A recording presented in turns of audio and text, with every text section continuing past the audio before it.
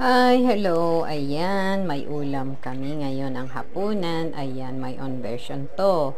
Basta lahat ng gulay ay pinagsama-sama ko. Yung repolyo, yung petsay Tagalog, yung mais, may gabi na laman.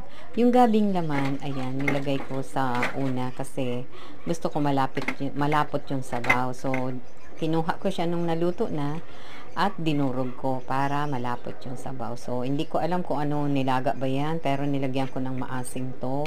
So, hindi ko alam kung anong luto yan. Basta pinagsama-sama ko lahat ng gulay na mayroon ako dito at konti lang yung laman.